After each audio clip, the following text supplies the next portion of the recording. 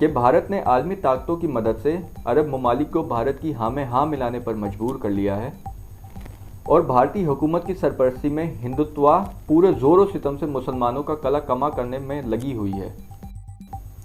قائد اعظم نے گویا تشویشی انداز میں فرمایا، اور وہ جو میں نے صوبہ سندھ میں کراچی کو کیپٹل بنایا تھا کیونکہ سندھ اسمبلی نے پاکستان کے قیام کے لیے ووٹ دیا تھا کہ ایک ہندوتوا میں تو سندھی نیشنلزم کا تصور بھی موجود ہے۔ سندھ کی پاکستان کے قیام کے لیے سندھ کی خدمات اور سندھ کی قربانیوں کا اعتراف بھی موجود ہے، سندھ کی خدمات اور قربانیوں کی اپریسیشن بھی ہے۔ ناظرین السلام علیکم، سندھوتوا ٹی وی سے میں آپ سے مخاطب ہوں وسیع راؤ۔ جیسا کہ ہم بات کر رہے تھے کہ کیا بھارت پاکستان کو ایک خالی پلاٹ کی شکل میں حاصل کرنے کے وہم میں مبتلا ہے؟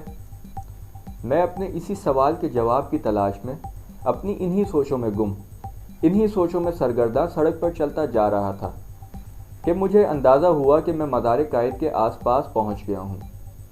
سوچ کی ایک لہر دھماکے کی طرح میرے ذہن سے گزری کہ قائد تحریک الطاف حسین تو سیلف پروکلیم قائد تھے، جبکہ قائد اعظم تو اسٹیٹ ریکگنائز قائد اعظم ہیں، آفیشلی پروکلیم قائد اعظم ہیں، ہر دل عزیز پبلکلی ایکسیپٹڈ قائد اعظم ہیں۔ میں قائد اعظم کے مزار کے آس پاس ایک پرسکون جگہ پر پہنچ کر بیٹھ گیا اور چشم تصور میں قائد اعظم سے محو گفتگو ہو گیا۔ قائد اعظم کی باروب شخصیت کے زیر اثر نہایت ہی مؤدبانہ انداز میں سر جھکائے زمین پر نظریں گاڑے کھڑا تھا کہ قائد اعظم کی تاحکومانہ گرجدار آواز میری سماعت سے ٹکرائی۔ وہ فرما رہے تھے کہ ان کو ان کے اسٹاف نے بتایا کہ پاکستان کی 65% نوجوان کی نمائندگی کے طور پر ایک ملاقاتی آیا ہے۔ میں نے اسی طرح مؤدبانہ انداز میں جواب دیا، جی میں نے ملاقات کی درخواست کی چٹ پر یہی لکھا تھا۔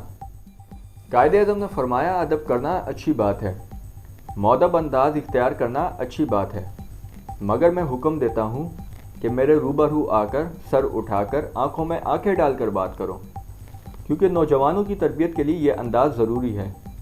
کروڑوں نوجوانوں کی نمائندگی کے لیے یہ ضروری ہے کہ وہ ہمت، حوصلہ اور جرأت کے ساتھ ٹیبل ٹاک کرے۔ ان کے انداز گفتگو نے میری حوصلہ افزائی کی۔ میرا حوصلہ بڑھا تو میں نے ان کے حکم کی تعمیل کرتے ہوئے ان کے چہرے کی جانب اپنی توجہ کی اور کہا کہ بھارت نے عالمی طاقتوں کی مدد سے عرب ممالک کو بھارت کی ہاں میں ہاں ملانے پر مجبور کر لیا ہے اور بھارتی حکومت کی سرپرستی میں ہندوتوا پورے زور و ستم سے مسلمانوں کا کلا کما کرنے میں لگی ہوئی ہے۔ میں تو اس بارے میں پاکستانی حکومت کا سرکاری موقف جاننے کے لیے اسلام آباد جانا چاہ رہا تھا، مگر مجھے میرے قدم یہاں آپ کے سامنے کھینچ کر لے آئے۔ انہوں نے فرمایا، اسلام آباد یہ کہاں ہے، یہ کیا ہے؟ میں نے عرض کیا، یہ پاکستان کا دارالخلافہ ہے۔ صوبہ پنجاب کے خطہ میں سے کچھ سرزمین کو وفاقی ٹیریٹری قرار دے کر اس پر اسلام آباد نام کا شہر بنایا گیا ہے، جسے پاکستان کا کیپٹل قرار دیا گیا ہے۔ قائد اعظم نے گویا تشویشی انداز میں فرمایا، اور وہ جو میں نے صوبہ سندھ میں کراچی کو کیپٹل بنایا تھا کیونکہ سندھ اسمبلی نے پاکستان کے قیام کے لیے ووٹ دیا تھا۔ سندھ کی عوام نے ہمیشہ غلامی کی مخالفت کی ہے۔ انگریزوں کو سندھ میں بھرپور مزاحمت کا سامنا رہا۔ سوریہ بادشاہ جو پیر پگاڑا کہلاتے تھے، انہوں نے پھانسی کا پھندہ قبول کر لیا، مگر انگریزوں کی غلامی قبول نہیں کی۔ میں قائد اعظم کے روبرو کھڑا یہی سوچ رہا تھا کہ شاید یہی وجہ ہے کہ پورے صوبہ سندھ میں انگریزوں کے نام سے منسوب نہ تو کوئی وکٹوریہ ہسپتال ہے، نہ ہی نس کیمبری، نہ ہی کنگ ایڈورڈ کالج یا کوئی دیگر تعلیمی ادارہ ہے۔ مجھے یوں محسوس ہوا کہ قائد اعظم گویا ایک بار پھر بولنے لگے، فرمانے لگے کہ جب ذوالفقار علی بھٹو کی پھانسی کا واقعہ رونما ہوا، تب بھی اسلام آباد کا لفظ سننے میں آیا تھا، مگر نظر انداز ہو گیا تھا کیونکہ پھانسی کا واقعہ زیادہ توجہ طلب تھا۔ مجھے یوں محسوس ہوا کہ قائد اعظم حکم فرما رہے ہیں، بولو۔ میں نے بولنا شروع کیا کہ میں ہندوتوا کی تنظیم کے مد مقابل زینوفوبیا کے طور پر ہندوتوا کی فلسفی پر مشتمل ایک پلیٹ فارم کی تشکیل کے لیے آپ کے پاس آیا ہوں۔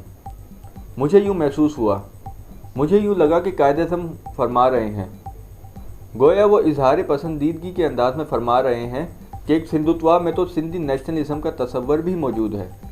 سندھ کی پاکستان کے قیام کے لیے سندھ کی خدمات اور سندھ کی قربانیوں کا اعتراف بھی موجود ہے، سندھ کی خدمات اور قربانیوں کی اپریسیشن بھی ہے۔ میری چشم تصور نے دیکھا کہ قائد اعظم حکم فرما رہے ہیں کہ سندھوتوا کا چارٹر کیا ہے۔ میں نے نہایت ہی مؤدبانہ انداز میں جواب دیا کہ اگر سندھوتوا کے بیسک کانسیپٹ پر گرین سگنل مل جائے، گو اہیڈ کا سگنل مل جائے تو چارٹر پر بھی کام آگے بڑھایا جا سکے گا۔